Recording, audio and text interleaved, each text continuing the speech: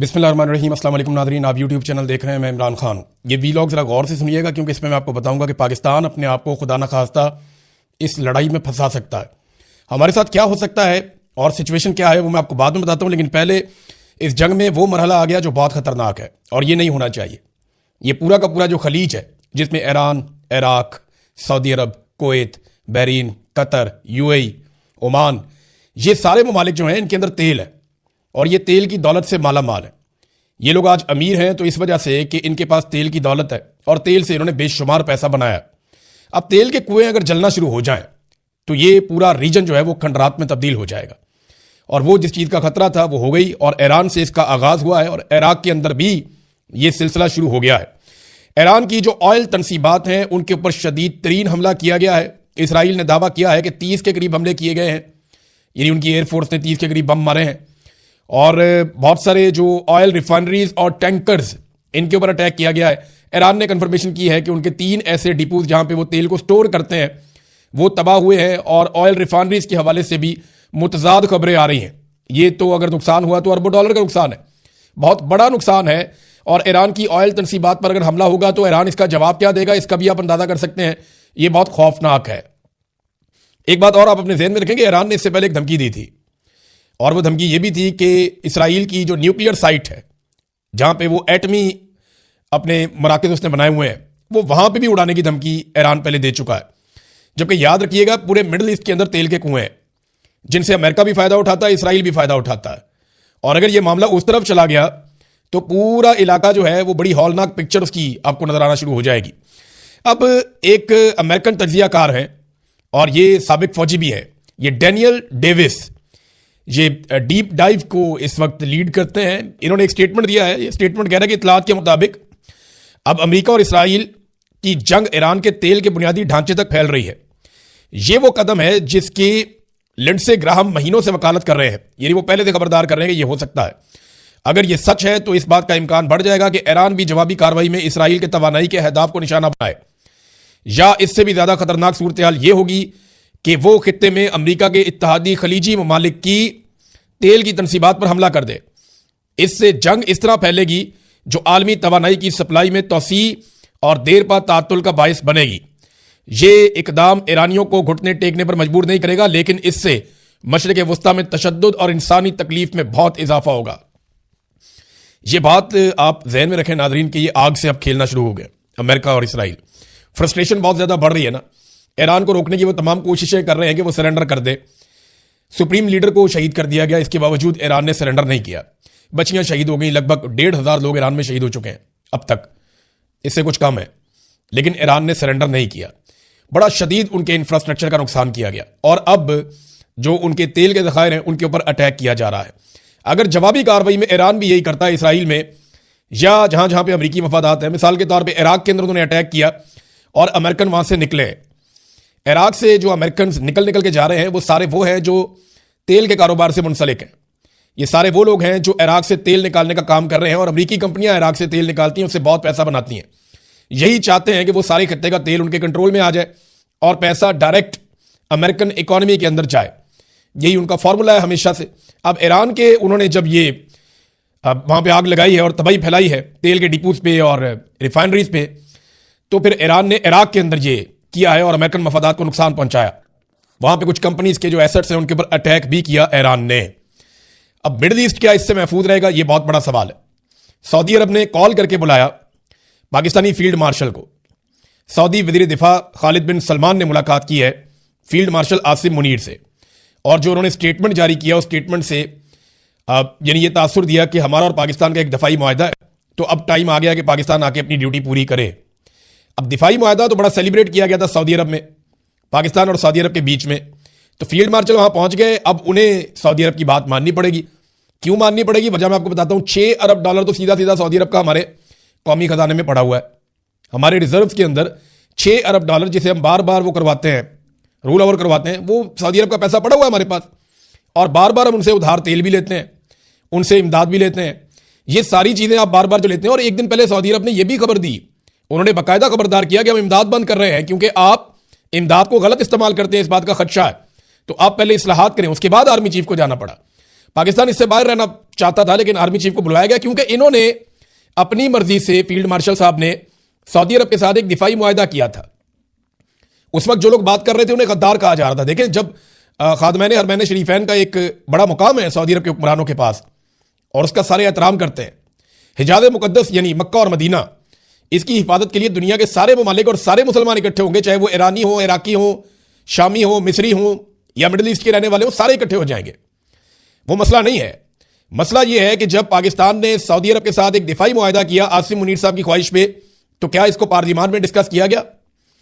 क्या इसके ऊपर बहस मुबाहिसा हुआ? क्या यह देखा गया कि किन दुश्मनों से सऊदी अरब को महफूज रखना है? यानी अगर इसराइल से आपने सऊदी अरब को बचाना है या किसी और मुल्क से जो जारहियत करने के लिए आए तो वो तो बड़ी अच्छी बात है, लेकिन अगर दो बरादर इस्लामी मुल्क किसी वजह से आपस में लड़ पड़े, यानी सऊदी अरब में अमरीकी अड्डे हैं और वहां से ईरान के ऊपर अटैक होता है, ईरान वापस उन अड्डों पर अटैक करता है, अब अगर दो मुल्कों के अंदर इस किस्म की सिचुएशन बनकर लड़ाई हो जाए तो पाकिस्तान क्या करेगा? ये तो बहस ही नहीं हुई, इस पर तो बात ही नहीं हुई और पार्लियामेंट से बाला बाला ये एक दिफाई मुआहदा कर दिया, तो अब जाकर इनको सपोर्ट देनी पड़ेगी। तो क्या पाकिस्तान इस लड़ाई में अमली तौर पे उतर जाएगा? पाकिस्तान के पास रास्ता कोई नहीं। अगर सऊदी अरब कहेगा उतरो तो फिर उतरना पड़ेगा, क्योंकि बड़े एहसानात हैं सऊदी अरब के पाकिस्तान के ऊपर और वो हमेशा से हम पे एहसानात करते चले आए।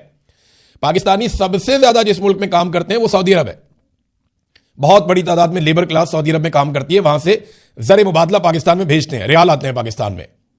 और पाकिस्तान के हुक्मरान जो है वो जो डोनाल्ड ट्रंप के साथ अभी रिलेशन बनाए, वो लिंक भी सऊदी अरब से जाकर मिलता है।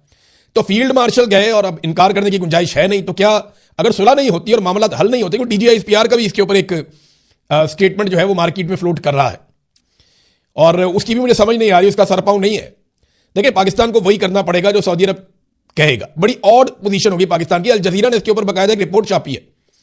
अल जजीरा का यह कहना है कि पाकिस्तान फंस गया बीच में, दो ब्रदर इस्लामी मुल्क हैं। देखिए, अगर पाकिस्तान इनमें से किसी एक की तरफ से भी लड़ता है तो पाकिस्तान में फिरका वारियत का बड़ा मामला हो जाएगा। यह शिया सुन्नी मामला पाकिस्तान के अंदर आ जाएगा, जिससे पाकिस्तान ने काफी हद तक जान छुड़ाई है। अब हमें इन दोनों मुल्कों के बीच में सुलह के लिए किरदार अदा करना चाहिए, ना कि एक फरीक बनना चाहिए, क्योंकि जो सऊदी अरब के वजीर दिफा है बहुत मोहतरम है हमारे लिए, उनका जो एक स्टेटमेंट है उसमें उन्होंने पाकिस्तान और सऊदी अरब को एक फरीक और ईरान को दूसरा फरीक बताया।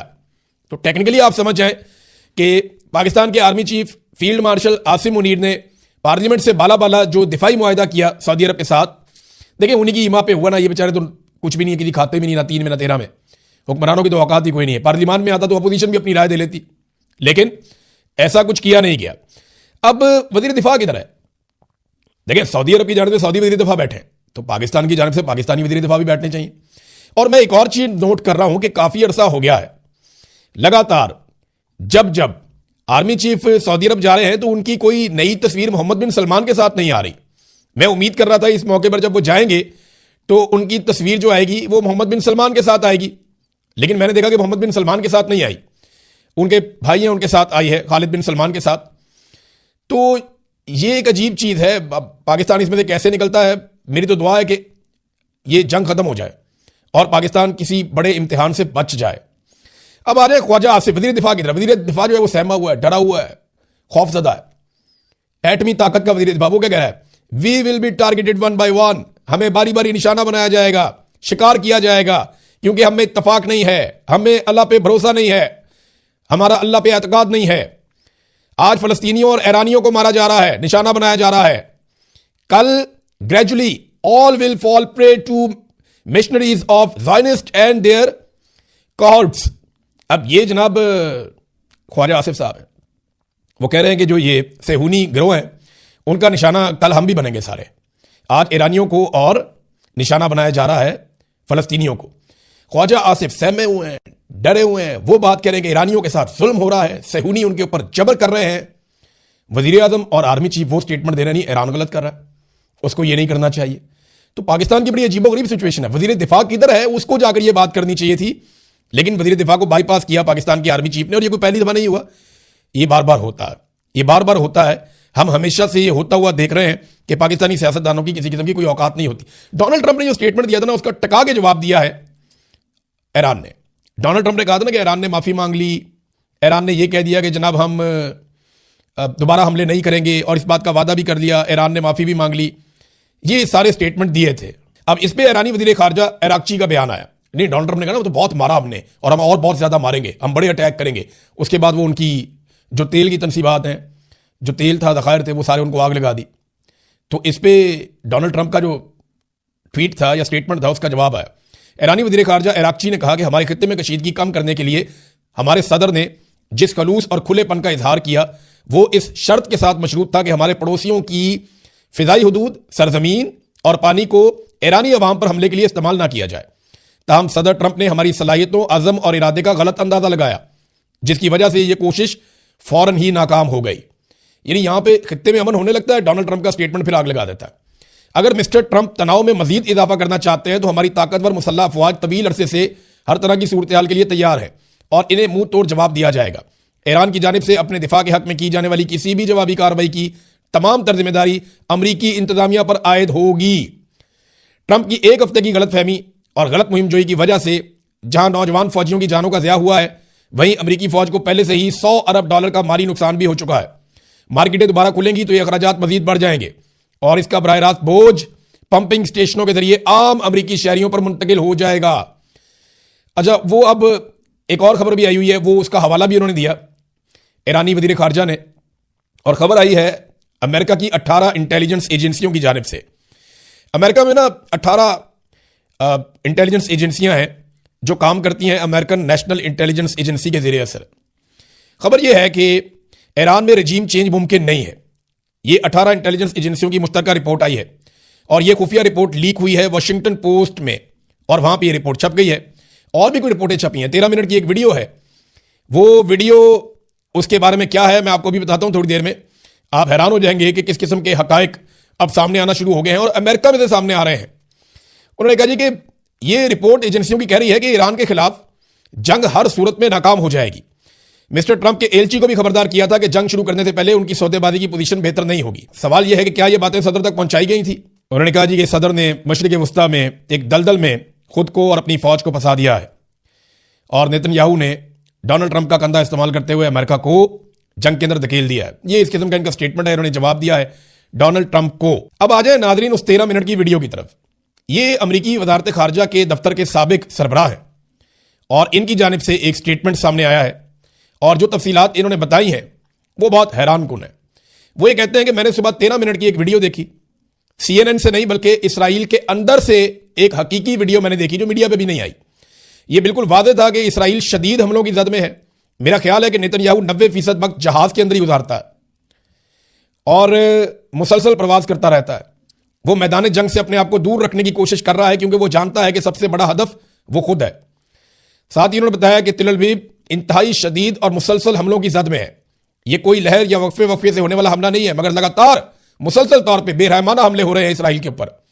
मजीद ये कि इस 13 मिनट की वीडियो के आखिरी हिस्से में यह देखा जा सकता है कि जैसे जैसे वक्त गुजरता गया है इसराइली फिजाई दिफाई मिसाइलों की फायरिंग कम होती गई है और आखिर में आखिरी 60 सेकंड में कोई इसराइली दिफाई मिसाइल फायर नहीं हुआ। ईरानी मिसाइल सीधे दाखिल होकर अपने अहदाफ को निशाना बना रहे थे जो वीडियो के अंदर उसने देखा। देखिए, ये बात एक हकीकत है। पहले आप नेतन्याहू का दावा सुन लें, फिर ये हकीकत मैं आपके सामने रखता हूं। नेतन्याहू ने कहा कि हमने ईरान के सरकारी मराकज, जौहरी तनसीबात, कमांड सेंटर्स और फौजी अड्डों को तबाह कर दिया। इसके अलावा असला फैक्ट्रियां, मिसाइल डिपो और सैकड़ों बैलिस्टिक मिसाइल लॉन्चर्स को भी निशाना बना दिया। ये नेतन्याहू ने कहा है। लेकिन हकीकत क्या है? हकीकत यह है कि बहुत सारी जगहों पे डिकॉयर्स लगाए हुए हैं ईरानियों ने। ये लोग हैरान हो रहे थे, ये बहुत पुरानी टेक्नोलॉजी है। ये हवा भर के खड़ा कर देते हैं हेलीकॉप्टर को, जहाज को, टैंक को और मुख्तलिफ जगहों पे फैला देते हैं। तो दुश्मन ये समझता है कि जनाब ये तो नीचे वो इनका असलहा है, इनके जहाज हैं, इनके टैंक्स हैं, इनके हेलीकॉप्टर हैं, इनको तबाह करो। वो ऊपर से महंगे महंगे मिसाइल मारते रहते हैं और फर्क ही कोई नहीं पड़ता।